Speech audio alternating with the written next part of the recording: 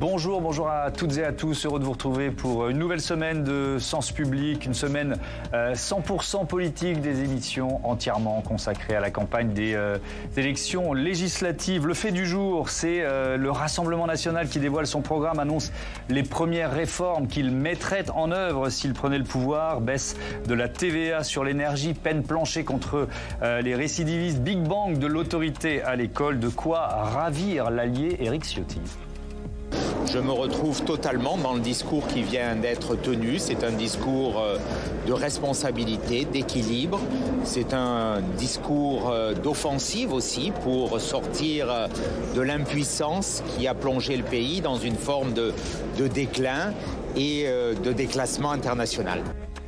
On va décortiquer ces promesses du parti Le Peniste dans une minute. On verra aussi qu'Emmanuel Macron et Jean-Luc Mélenchon se sont encore rappelés au bon souvenir de leur camp respectif, loin de la discrétion espérée. Et puis dans la seconde partie de notre émission, on continue nos débats thématiques pour vous aider à voter en connaissance de cause dimanche, après le pouvoir d'achat, l'environnement ou encore la santé. Zoom sur l'immigration ce soir. Que proposent les trois principaux blocs politiques? Quel bilan de l'action de Gérald Darmanin? Pourquoi la gauche est-elle quasi inaudible sur ce thème? Réponse de nos experts tout à l'heure. Mais d'abord, c'est un reportage que l'on vous propose, direction la 8e circonscription de l'Hérault. En 2022, le candidat à la France Insoumise l'avait emporté avec 458 voix d'avance sur son concurrent du Rassemblement national. Il se retrouve de nouveau face à face. Cécile Sixou. Il y a encore quelques jours, Sylvain Carrière, le député LFI sortant, ne s'imaginait pas revenir faire du porte-à-porte dans ce quartier de Grabel, à quelques kilomètres de Montpellier. Le pouvoir d'achat, il y a vraiment un gros travail à faire. Le pouvoir d'achat, le logement. On va réfléchir. Parler des programmes, rappeler les dates des élections, motiver les gens à se déplacer. Sylvain Carrière est surtout venu pour inciter les habitants qui ne pourront pas voter le 30 juin à faire des procurations. Sur Internet, vous allez pouvoir remplir le formulaire. Et après, il vous faut aller à la gendarmerie juste qui valide le formulaire. Ça prend vraiment 5 minutes. Car chaque voix compte. Les législatives de 2022, il les a gagnées d'une courte tête, avec 458 voix d'avance sur le candidat RN. Les équipes sont allées en préfecture récupérer les listes d'émargement de dimanche dernier et vraiment se dire, cette personne n'a pas voté, même si on ne la connaît pas, c'est à elle en priorité qu'on va aller taper à la porte pour voir pourquoi elle n'a pas voté. La bataille s'annonce à nouveau serrée.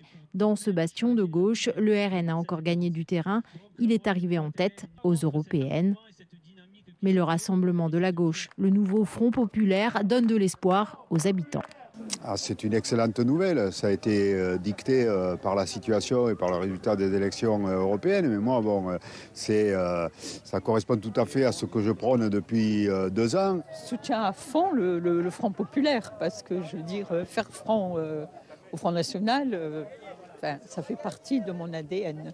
Surtout dans cette région où les socialistes locaux comme Michael Delafosse, le maire de Montpellier, et Carole Delga, la présidente de la région, refusaient jusque-là de s'allier avec le parti de Jean-Luc Mélenchon. C'est vrai que ça a aidé et libéré beaucoup de militants et beaucoup d'élus aussi locaux qui se sont dit il n'y a pas le risque de pression au niveau départemental ou au niveau régional. Là, on va tous dans le même sens, avec le même objectif. Bloc contre bloc dans le sud de la circonscription à Ballaruc, le candidat RN arpente le marché où il est plutôt bien accueilli. Bonjour monsieur, je suis candidat de Jordan Bardella pour les législatives. Merci. On compte sur vous, dès le premier tour. Je suis le candidat de Jordan Bardella pour les élections législatives. Bardella, alors on prend. Oui. Et on compte sur vous, dès le premier tour. Dès le premier tour. Dans cette commune, aux européennes, on a voté Jordan Bardella à près de 50%. Je prêche pour Bardella, parce que je l'aime bien. Tout ce qu'il dit est vrai. Surtout les immigrés et le pouvoir d'achat. Parce qu'il y en a ras-le-bol. Marine et puis Bardella, je ne sais pas dire. Ils sont formidables. Ils défendent les pauvres, les Français. Ils sont logiques. Cette fois, Cédric Delapierre est confiant sur son entrée à l'Assemblée nationale. Il ne croit pas à l'union de la gauche. Oui, la gauche, on a l'habitude, ils se rattendent pour un plat de lentilles, ils n'ont aucune conviction commune, on ne sait même pas quel est vraiment leur programme, ils ont investi dans certaines circonscriptions des gens qui sont fichés S. leur programme est une catastrophe pour l'économie. Les gens, ils ont besoin d'élus sérieux, de gens qui travaillent, qui défendent leurs compatriotes, qui défendent les dossiers du territoire. Ils n'ont pas besoin d'exciter à l'Assemblée nationale qui se mettent à crier. Sur le même marché de Ballaruc, la candidate Horizon est beaucoup moins bien accueillie. Je suis Isabelle Autier, je suis candidate aux élections législatives sur la 8e circo. Horizon, Édouard Philippe, notre chef de file. Elle fait campagne sur le rejet des extrêmes. Que ce soit à droite ou à gauche, il faut vraiment éviter les extrêmes parce que justement l'avenir est devant nous, il faut que tout le monde travaille ensemble. Au second tour, ces électeurs pourraient faire la différence, mais elle n'a pas prévu de donner de consigne de vote. Voilà, et dans cette 8e circonscription de l'Hérault, je cite d'autres candidats, Sabria Boalaga pour les écologistes, Sylvain Carrière, donc Nouveau Front Populaire LFI, Isabelle Autier pour Ensemble, la majorité présidentielle, Cédric Delapierre RN, Bérengère Dubus pour Divers Droite et Thomas Garnier, Lutte ouvrière. On est à 6 jours, J-6 avant le premier tour des législatives. La cohabitation Macron-Bardella est-elle inévitable, inéluctable? On en débat avec Adélaïde Zulfi-Karpacik. Bonjour, bienvenue. Bonjour. Vous êtes directrice générale de BVA France. Benjamin Morel, bonjour et bienvenue. Bonjour. Constitutionnaliste, maître de conférence en droit public à Paris de Panthéon-Assas. Et à paraître ce 1er juillet, le Parlement Temple de la République aux éditions Passé. Composé, Adrien Brachet, bonsoir, bonjour et bienvenue. Vous êtes journaliste politique à Marianne et contributeur de la Fondation Jean Jaurès. Et Mathieu Croissando, éditorialiste politique. Bonsoir Mathieu. Bonsoir à tous. Bienvenue à vous. Tout le monde tient le coup dans cette campagne extrême. Pour l'instant. Parce que bon, on est tous un peu fatigués aussi, mais c'est toujours à la fois passionnant, voilà, et pas que, à décrypter. Je voudrais qu'on rebondisse sur ce reportage des duels RN-LFI, comme on vient de le voir dans cette circonscription de l'Hérault. On devrait en avoir beaucoup. On devrait en avoir beaucoup. Alors, je ne sais pas. Enfin, il y a un enjeu dont on n'a pas parlé là, qui est quand même celui de la participation aussi. Donc, je ne sais pas quelle sera la participation dans cette circonscription. Mais vous savez que de la participation dépend la qualification de second tour. Et on pourrait aussi avoir on pourrait avoir un duel, on pourrait éventuellement avoir une triangulaire avec la candidate Horizon, dont on disait qu'elle ne donnerait pas de consigne de vote, mais il y a aussi un point qui est de savoir si elle va se maintenir ou pas dans l'hypothèse où elle est. Donc on aura en tout cas des duels Nouveau Front Populaire, RN, assez massivement, d'après les premières les enquêtes, et quand on regarde ce qui s'est passé au moment des européennes, circonscription par circonscription, on voit effectivement que le RN, qui était présent dans seulement 200 et quelques circonscriptions en 2022, devrait l'être au moins dans 2 fois plus. La NUPES, alors maintenant c'est le Nouveau Front Populaire, mais qui était présent devrait également faire plus. Donc on devrait avoir effectivement des configurations. Il y aura beaucoup plus de duels Nouveau Front Populaire RN qu'il y a eu de duels NUPES-RN en 2022. Et effectivement, beaucoup de triangulaires, mais ça c'est un élément qui est lié aussi avec la règle des 12,5% des inscrits pour se maintenir au second tour. On y reviendra sûrement cette semaine. Là, tu voulais rajouter quelque chose? Non, j'allais dire mécaniquement, votre question portait sur LFI, comme mécaniquement il y a un peu plus de candidats LFI au sein de ce groupement Nouveau Front Populaire, il y aura effectivement un peu plus de duels LFI-RN.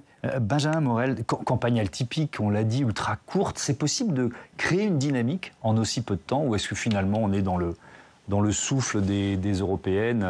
Alors, c'est possible de créer une dynamique, mais évidemment, vous avez beaucoup plus de difficultés à l'impliquer. Et par ailleurs, je dirais qu'elle est déjà un petit peu là dans les deux camps. C'est-à-dire que d'un côté, vous avez une dynamique en faveur du Rassemblement national. C'est très intéressant, votre reportage tout à l'heure.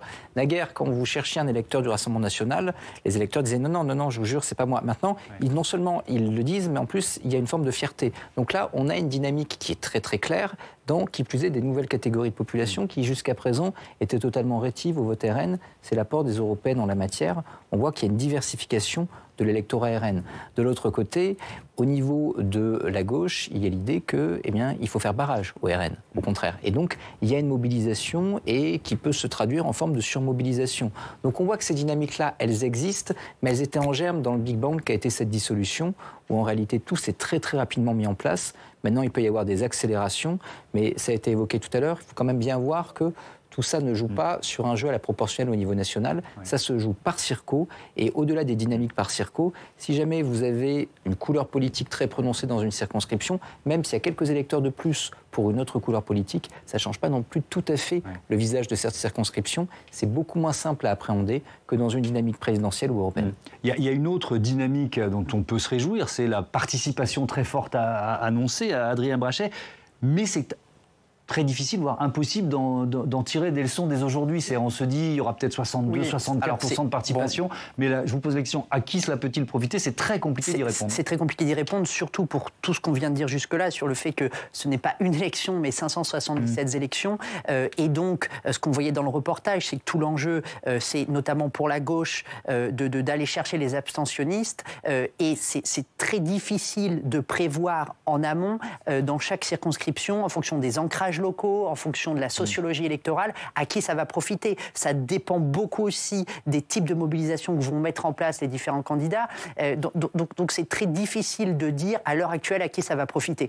Aux européennes, le sursaut entre guillemets de mobilisation dans les derniers jours semble avoir profité à la France insoumise, notamment, mais c'est très difficile de dire si ce sera aussi le cas pour ces élections. Adélaïde Zulfikar-Pasik, on sait jusqu'où ça pourrait monter? Vous évaluez la participation à quel niveau là? Alors, effectivement, vous l'avez rappelé, les enquêtes la situent entre 60 et 65%, mais sachant que c'est certes beaucoup plus qu'en 2022. On était à moins de 50% au premier tour, et c'est plus aussi que les européennes, mais c'est pas non plus...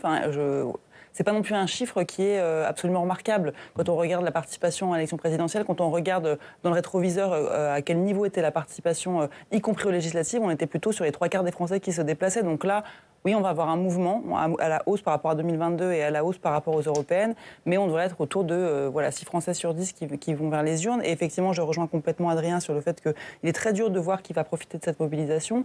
On sait que l'électorat, et d'ailleurs c'est intéressant parce que dans votre reportage, l'électrice parlait elle disait qu'elle allait voter pour le candidat de Bardella. Enfin non, d'ailleurs le candidat se présentait comme celui de Bardella, pas comme le candidat du RN. Donc on a vraiment une mobilisation autour de Jordan Bardella, et on sait qu'on a un électorat qui, alors que sociologiquement, classiquement, c'est un électorat qui vote un peu moins, un électorat plutôt de gens un petit peu moins éduqués, des ouvriers, etc.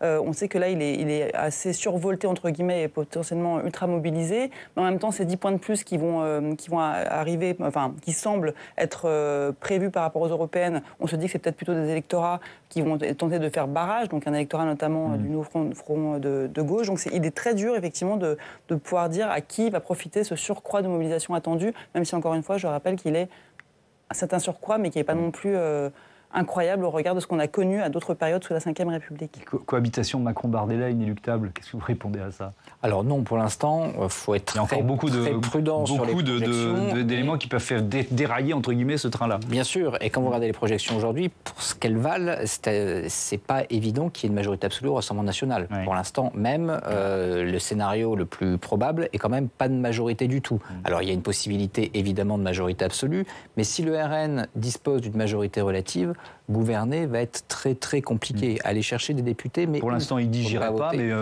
on verra, oui, on verra à ce moment-là. Mais mettez-vous à sa place, c'est-à-dire que vous allez avoir le Conseil constitutionnel qui va vous dire vos référendums, vos réformes sur l'immigration, non, j'en enlève 80%. L'Europe qui va vous dire vos réformes sociales, non plus, j'en enlève une grande partie. Si en plus vous avez une majorité relative et que le peu de textes que vous pouvez faire passer sans être sous les fourches codines du Conseil et de l'Europe, eh bien vous devez faire des compromis et vous êtes toqué.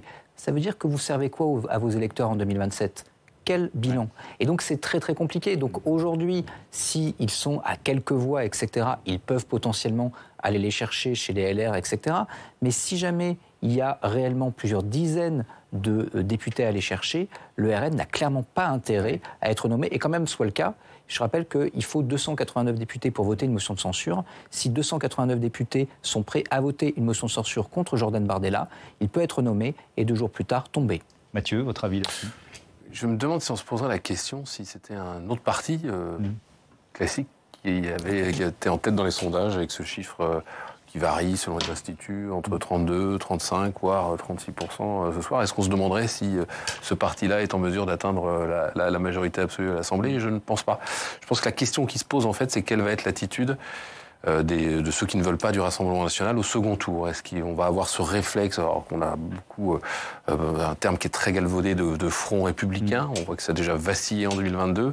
Est-ce que les gens vont se déplacer pour aller voter, ou vous considérez qu'après tout, cette élection n'est plus la leur, qu'ils ne veulent plus s'en mêler ?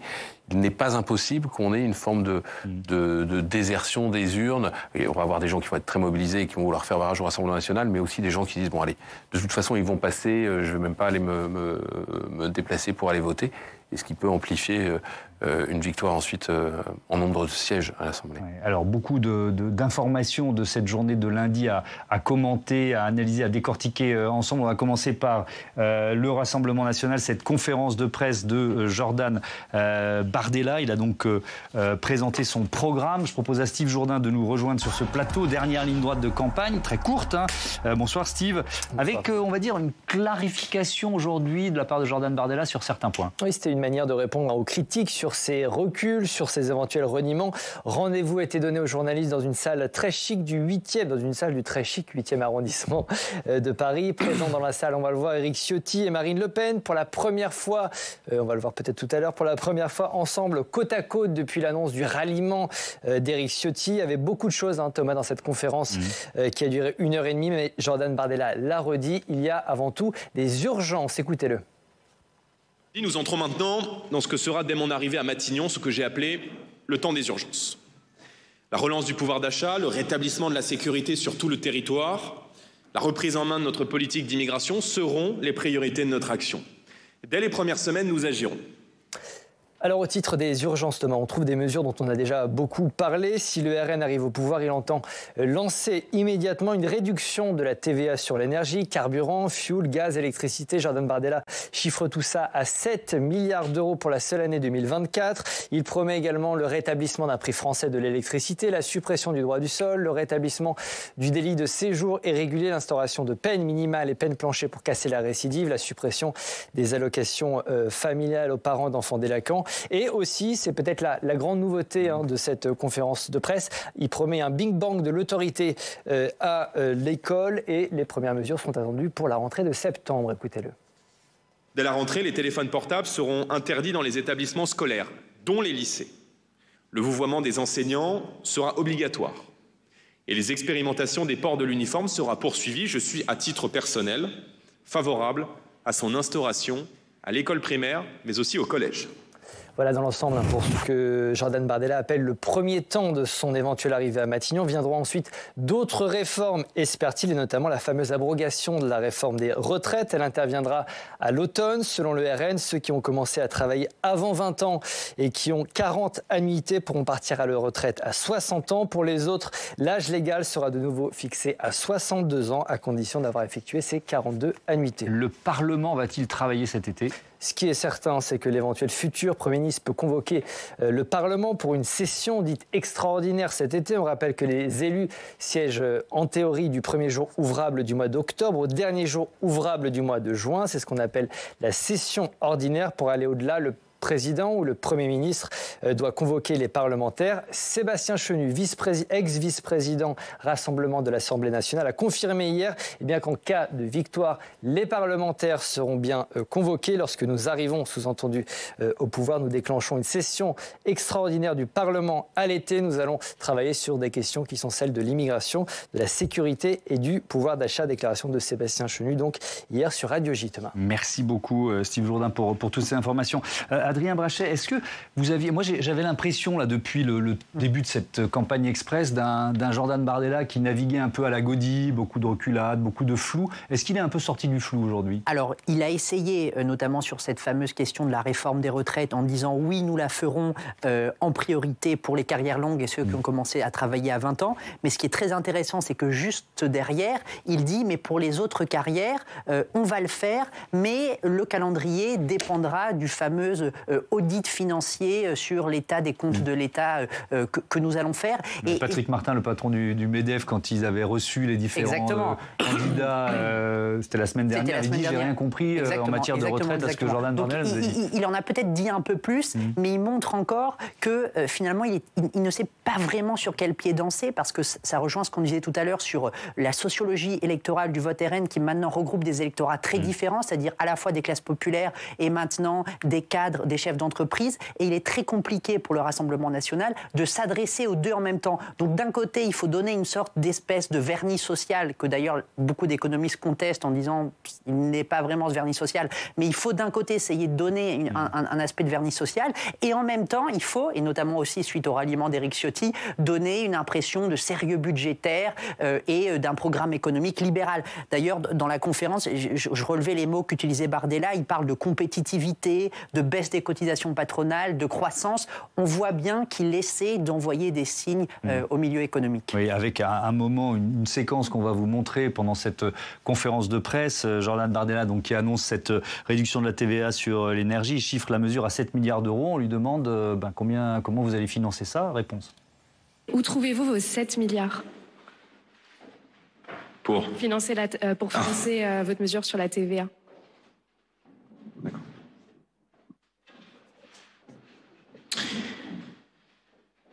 Bien.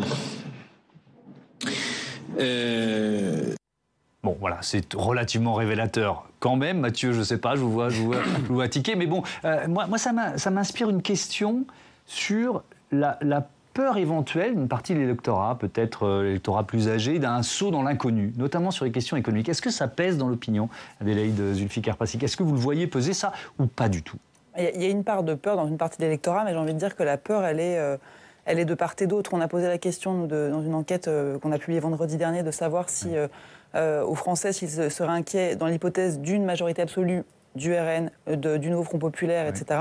Et en fait, il faut savoir que globalement, le RN inspire moins d'inquiétude que le nouveau Front populaire. C'est très intéressant, ce que vous dites. Le programme économique du nouveau Front populaire fait plus peur que celui du Rassemblement national. Et globalement, alors après, effectivement, vous avez des disparités par catégorie, et vous avez raison de le souligner. Il se trouve que justement, les plus seniors sont les plus inquiets à l'idée de voir le Rassemblement national arriver au pouvoir.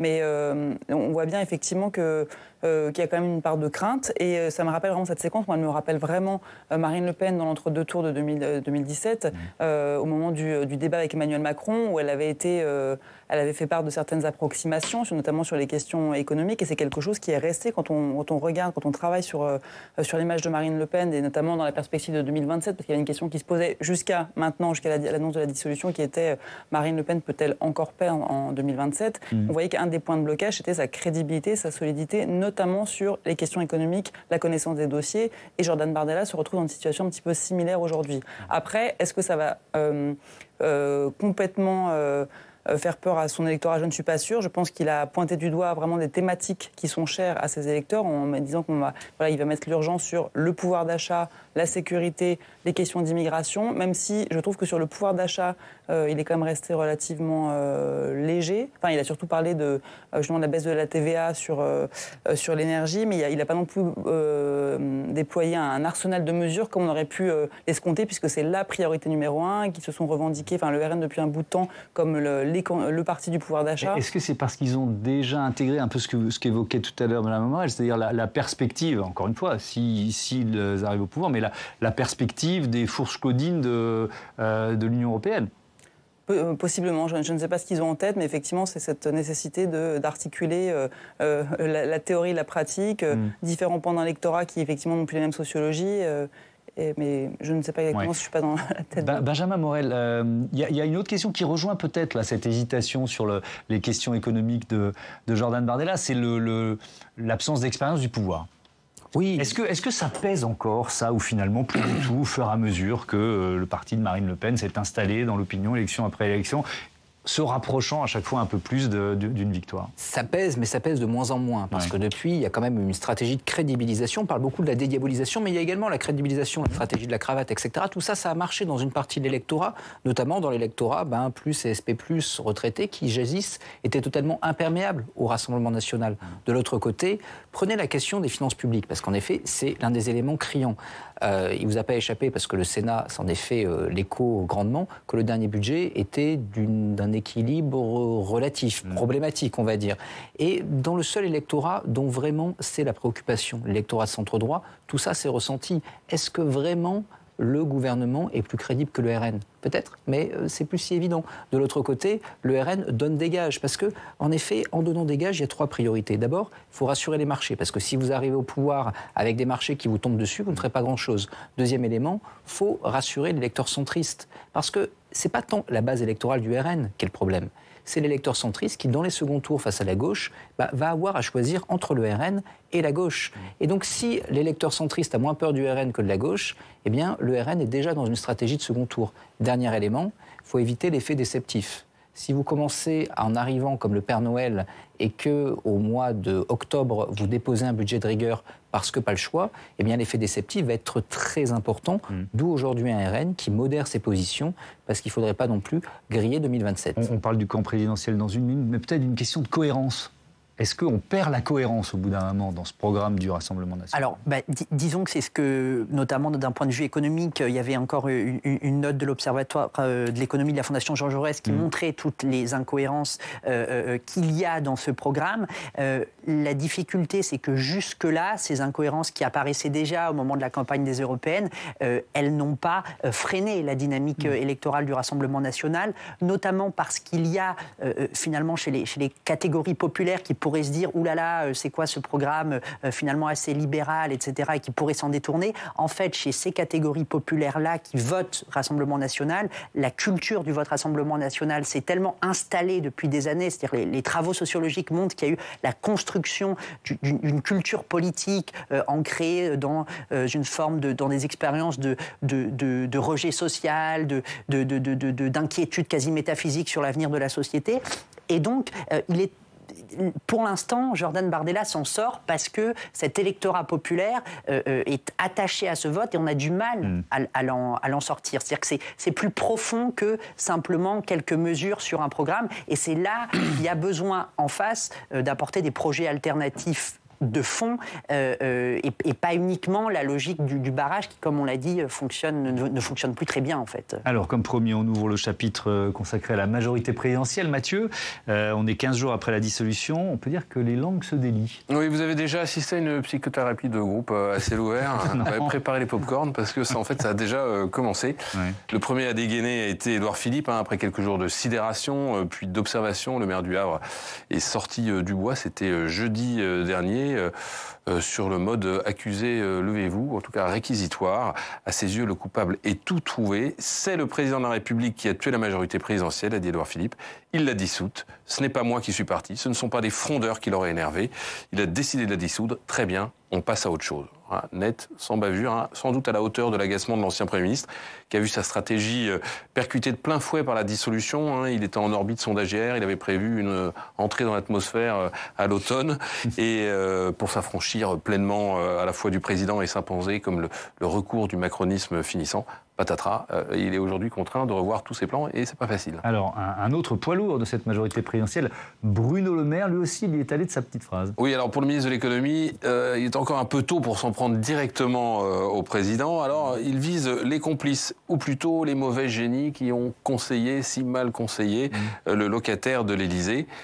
Ouvrez les guillemets, les parquets des ministères et des palais de la République sont pleins de cloportes, dit Bruno Le Maire. Il y a toujours eu des cloportes, ça fait partie de la vie politique française.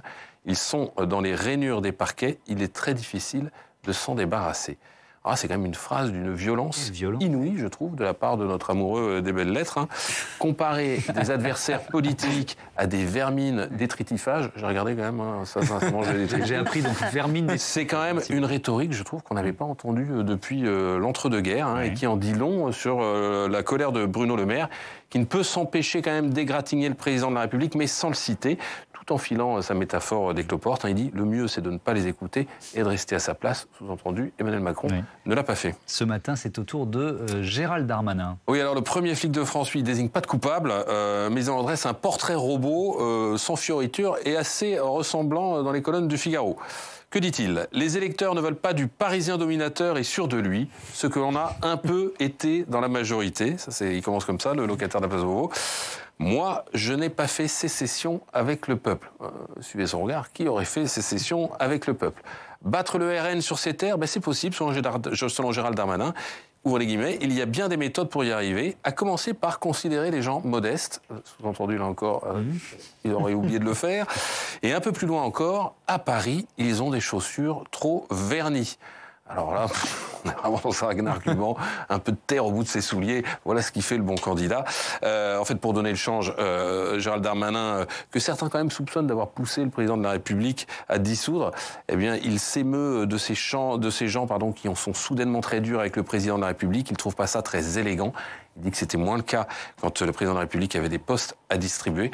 Voilà, donc il brouille encore un peu les cartes, mais quoi qu'il en coûte, non, quoi qu'il arrive, ça nous donne un avant-goût du festival de règlement de compte auquel on assistera dès le soir du 7 juillet. Effectivement, on se projette, Adrien Brachet, un Emmanuel Macron qui risque d'être très isolé dès cet été, et à quel point dans les mois qui suivent, quoi. C'est-à-dire qu'il risque probablement d'être isolé dans son propre entourage, avec potentiellement des rangs de la majorité extrêmement dégrossis. Et il se peut aussi que parmi les députés qui vont être reconduits de la majorité, beaucoup lui en veuillent, en fait, parce que beaucoup de députés regrettent de ne pas avoir été associés à cette décision, ont le sentiment que c'est lui qui les a mis dans cette situation du jour au lendemain. Beaucoup de députés n'étaient pas prêts à repartir en campagne, n'avaient pas d'affiches prêtes, n'avaient pas de tracts prêts. C'est des petites choses toutes bêtes, mais qui peuvent créer de la rancœur chez les troupes du président, qui demain vont se dire « Nous sommes revenus à l'Assemblée nationale alors que le président de la République est très impopulaire. Au fond, notre réélection, nous ne la devons pas à Emmanuel Macron, nous la devons à nous-mêmes. » Et donc, on peut avoir, à l'inverse de ce qu'avait été la première majorité d'Emmanuel Macron en 2017 avec des députés un peu Playmobil, on peut cette fois-ci avoir des députés qui se permettent beaucoup plus de marge de manœuvre, beaucoup plus de liberté, parce qu'ils se disent, au fond, je ne dois pas ma réélection à Emmanuel Macron. Oui, effectivement, avec Benjamin Morel, avec un tout petit peu plus de recul, même si cette campagne est très courte, est-ce que vous avez compris la stratégie d'Emmanuel Macron ?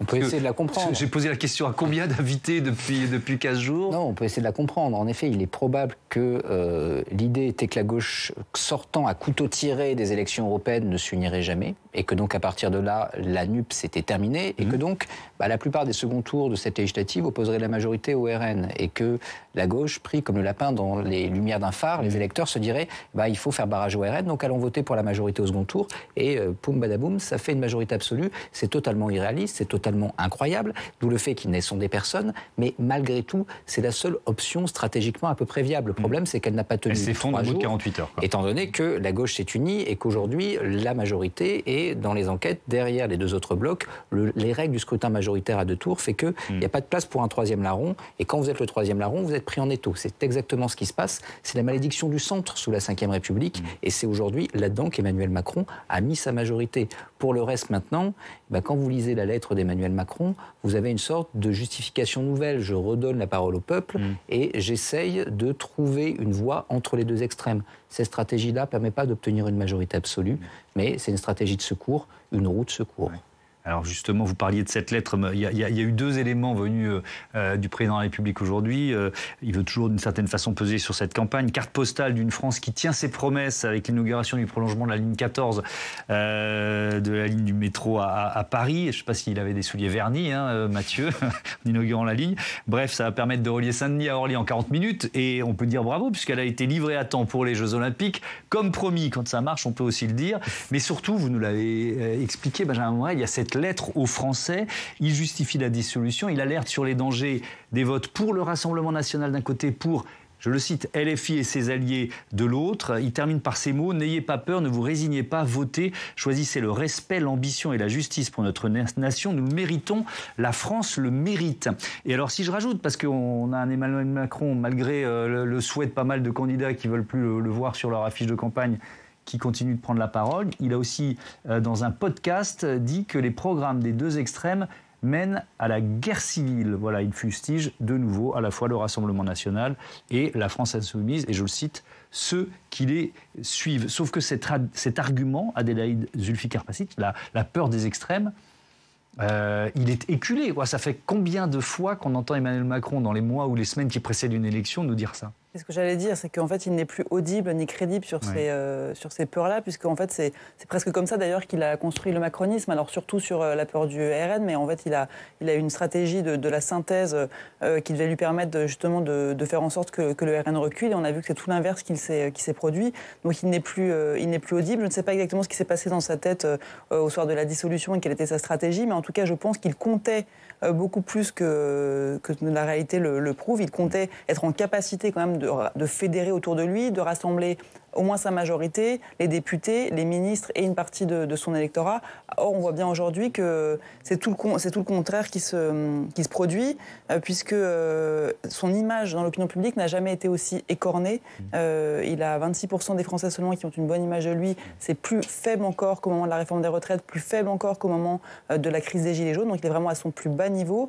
Et par rapport à son omniprésence dans la campagne, en tout cas sa volonté de s'imposer un petit peu, les Français nous disent clairement il ne faut pas qu'il s'implique dans la campagne. 70% nous disent je ne veux pas qu'il s'implique dans la campagne. Donc pour l'instant, aujourd'hui, il joue sur les peurs, mais il commence à faire peur en fait. Et on a même un électeur, je vous ai amené ce verbatim d'un de ces électeurs, qui est pourtant donc un électeur d'Emmanuel Macron de 2017, de 2022, qui nous dit ils semblent avoir perdu ses nerfs.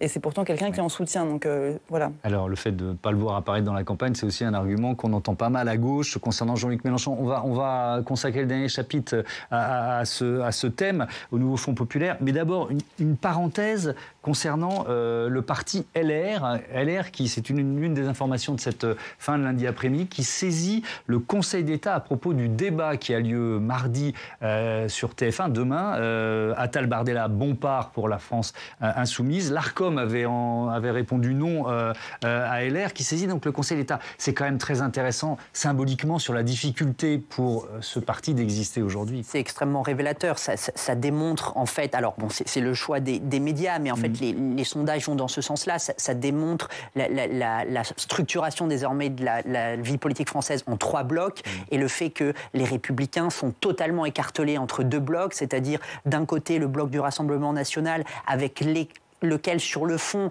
quand on entend certaines prises de position sur l'immigration ou la sécurité des ténors des Républicains, ils sont finalement pas toujours si éloignés que ça du Rassemblement national. Et de l'autre côté, sur l'aspect économique, ils sont pas toujours si éloignés d'Emmanuel Macron. Donc en fait, ils sont totalement écartelés depuis en fait 2017 entre ces 2 blocs. Leur électorat fuit vers ces 2 blocs-là et ils ont énormément de mal à avoir une existence idéologique. Et donc, quand vous n'avez plus d'existence idéologique, ou en tout cas quand vous n'arrivez plus à faire comprendre aux électeurs la spécificité de votre offre politique, ça se ressent dans les urnes. Et ça présage d'une reconstruction qu'on suivra évidemment avec intérêt et passion dans nos émissions sur Public Sénat. Dernier chapitre donc, le nouveau Front populaire, toujours en mal de leader. À ceux qui rêvent de le voir endosser le costume de Premier ministre en cas de victoire, Laurent Berger, l'ancien secrétaire général de la CFDT, a répondu non, tout en combattant l'hypothèse Mélenchon. Écoutez. Je vais être très clair, j'ai fait le choix de me retirer de la vie publique.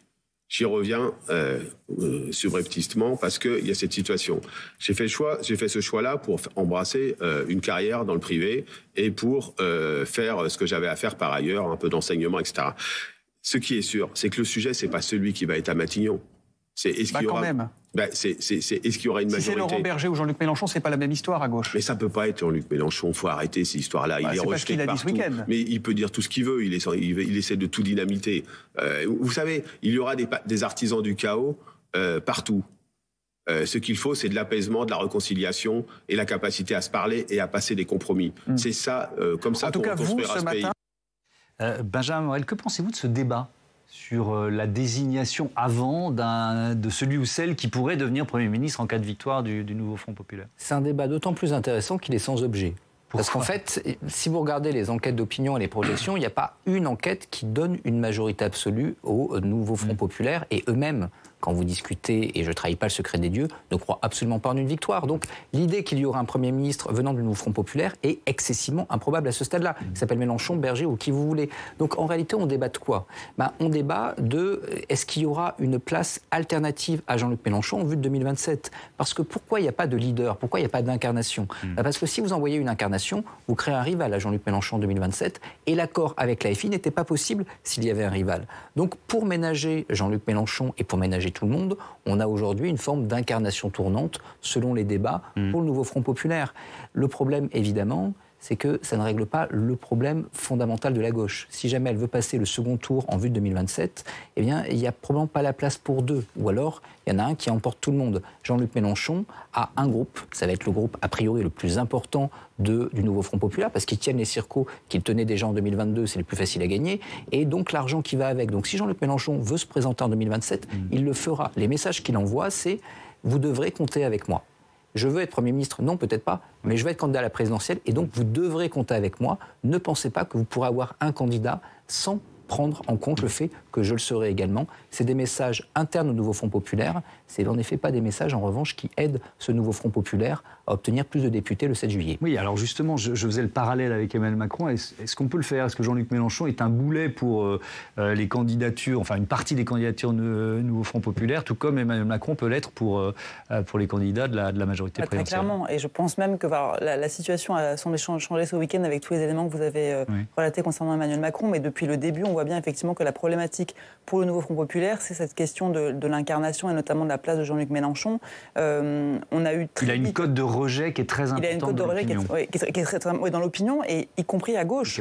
C'est ça la difficulté, c'est que effectivement, alors je ne vous parle même pas effectivement de côté de la droite et des centristes, où quelqu'un l'a dit très justement tout à l'heure, dans une hypothèse d'un second tour entre la gauche et le RN, il est très probable que les centristes n'ont aucune envie d'aller voter pour un candidat Nouveau Front populaire si c'est un candidat LFI.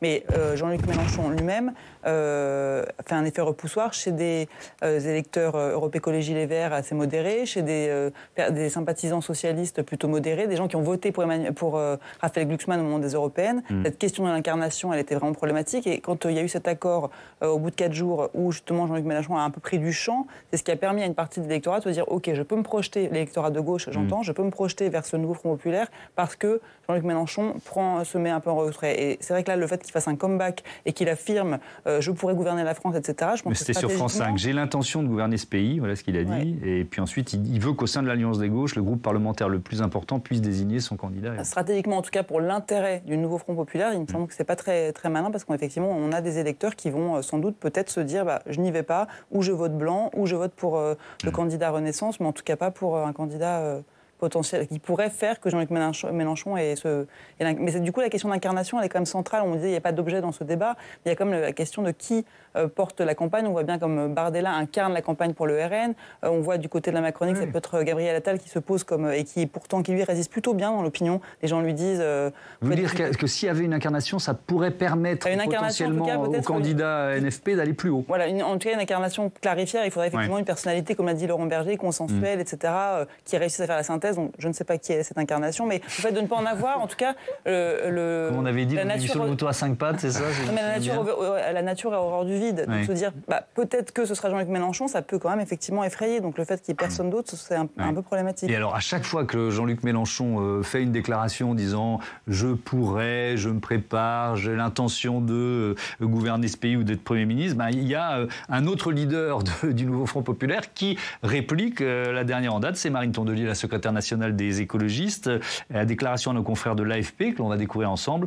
Donc elle parle de Jean-Luc Mélenchon. Il n'est pas le leader du nouveau Front populaire, il ne sera pas Premier ministre. Il y a un accord pour dire que le Premier ministre devra être trouvé au consensus parmi les différentes forces politiques. Adrien Brachet, bon courage. Ça laisse augurer, même si effectivement la probabilité à l'instant T que le nouveau Front populaire ait un nombre suffisant de députés pour revendiquer le pouvoir est faible, mais bon, ça laisse augurer quand même de débats houleux. Exactement, et d'une certaine manière, c'est là aussi qu'Emmanuel Macron, en ayant cette dissolution aussi rapide de l'Assemblée nationale, a une responsabilité. C'est qu'il a empêché, à l'issue des européennes, l'émergence d'une autre figure. Alors ça pouvait être Raphaël Glucksmann, ça pouvait être quelqu'un d'autre, mais d'une autre figure alternative à Jean-Luc Mélenchon. Et en précipitant les choses, il force la gauche à s'allier, mais cette alliance ne tranche pas, en effet, à la fois la question de l'incarnation et à la fois toute une série de débats de fond qui font les clivages qui existent à gauche aujourd'hui. Et donc, comme Emmanuel Macron n'a pas laissé le temps à la réflexion aux différents camps politiques, dont la gauche, le risque, c'est qu'en effet, demain, on ait eu des alliances qui se soient faites à la hâte et qui ne permettent pas de porter des projets assez forts pour avancer. Parce que ce qu'il faut dire aussi, c'est que la grande difficulté de la gauche, au-delà de la question des alliances, c'est que le bloc, quand on additionne les différents partis de gauche, n'a pas vraiment bougé depuis 2019. Il a un petit peu augmenté, mais en gros, entre les européennes 2019 et les européennes de 2024, on est entre 29 et 31%. Donc ça bouge de 2 ou 3 points. Mais la nécessité pour la gauche, c'est d'aller au-delà de ce rassemblement-là et d'aller chercher d'autres électeurs qui ne votent plus pour elle. Et donc, pour ça, pour aller au-delà des électeurs qui sont déjà convaincus par les différents partis, il faut un projet très fort, très solide. Et en effet, il faut probablement une incarnation qui soit plus consensuelle et plus porteuse d'espoir que Jean-Luc Mélenchon. Merci beaucoup, merci à tous d'avoir participé à ce débat. Je rappelle le titre de votre prochain livre, Benjamin Morel, à paraître le 1er juillet, Le Parlement, temple de la République. C'est aux éditions Passé Composé. Adrien Brachet, on vous lit évidemment dans le magazine Marianne.